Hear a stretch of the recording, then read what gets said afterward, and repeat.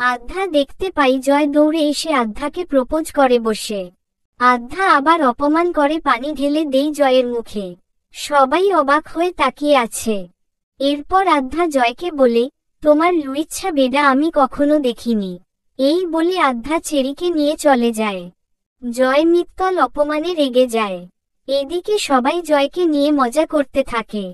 জয়ের আরো বেশি রাগ উঠে। জয় বন্ধুদের ফোন করে বাসায় যায়। বাসায় 3 বন্ধু মিলে সানজিদা নামে আধ্যার ফেসবুক আইডি খুঁজে, কিন্তু কোন আইডি পায় না তারা। জয়ের বন্ধু সাদ বলে, তুই ওর আসল নাম জানিস? তখন জয় মনে করে তার বাবার সাথে ঝগড়া হওয়ার পর আধ্যার বাবা আধ্যাকে ডাকে। ওর বাবা ওকে আধ্যা বলে ডাকল। তখন তারা আধ্যা নামে সার্চ করে। আধ্যা নামেও আইডি না পেয়ে তারা ব্যর্থ হয়ে যায়। হঠাৎ সাজ্জাদ জয় আর আধ্যার ভিডিওটা দেখায় আর কমেন্টগুলো পড়তে থাকে। কমেন্টগুলো পড়ে জয় প্রচণ্ড রেগে বলে, অনেক খারাপ করছে মেয়েটি, তাকে ছাড়ব না আমি।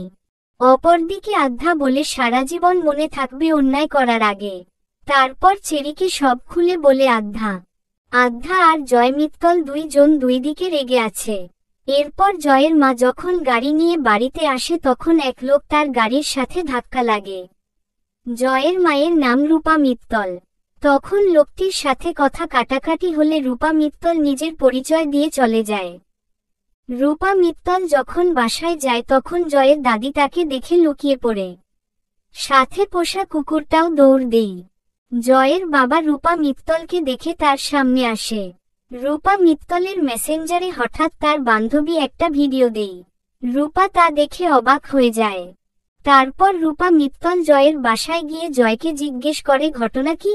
জয় সবকিছু বলে আর রূপা মিত্তল সহ মেয়েটির 12 বাজাবে বলে। রূপা মিত্তল জয়কে নিয়ে তার অনলাইন লাইভে আসে।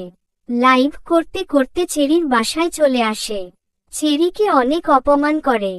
তখন চেরি বলে, আমি সেই মেয়ে নই আন্টি। সাথে জয়ও বলে উঠে, এই মেয়েটা নই। তারপর চেরিকে সরি বলে লাইভ শেষ করে। হঠাৎ জয়ের দাদা কল করে বলে, আমি কাজে যাচ্ছে, বাড়ির খেয়াল রেখো বলে কেটে দেই। এরপরে দেখা যায় আধ্যা বার্মার বাসায় বাড়িওয়ালা ঘর খালি করার নোটিশ দেই। তা দেখে আধ্যার বাবা ভীষণ রেগে যায়। তখন বাড়িওয়ালা বলে, মিত্তল ফ্যামিলি থেকে নোটিশটা এসেছে, এটা বিক্রি করা হয়েছে মিত্তল ফ্যামিলিতে, যা বলার তাদের বলিয়েন। আধ্যা নোটিশটা ভালো করে আবার পড়ে অবাক হয়। অপরদিকে মিত্তল ফ্যামিলির সবাই তাদের মিষ্টির ভাণ্ডার দোকানটা উদ্ভাবন করে।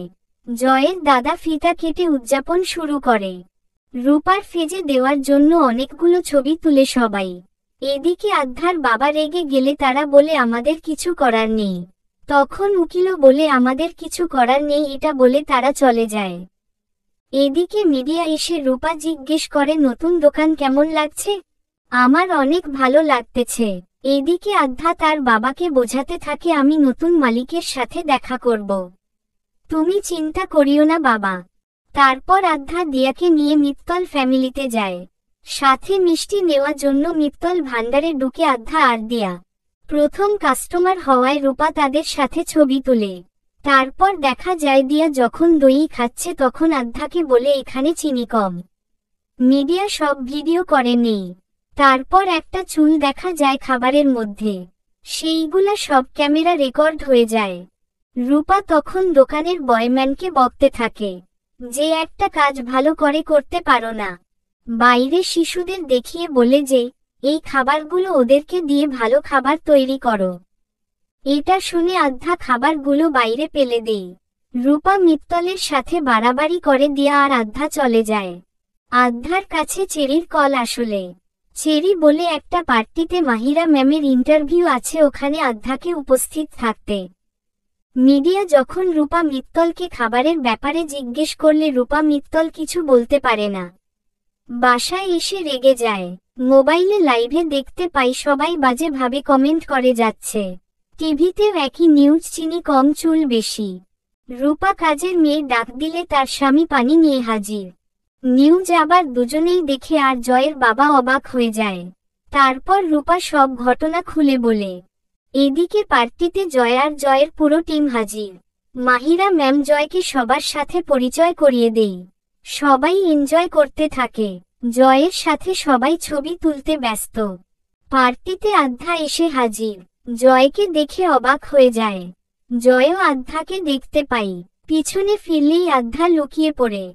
জয় আধ্যাকে খুঁজতে থাকে। একটা রুমে আধ্যাকে দেখে জয়ও রুমে ঢুকে পড়ে।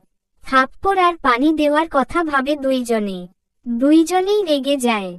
দরজা খুলতে গেলে দরজা খুলতে পারে না আধ্যা। দরজা লক হয়ে যায়। তখন জয় বলে উঠে, নাটক করো।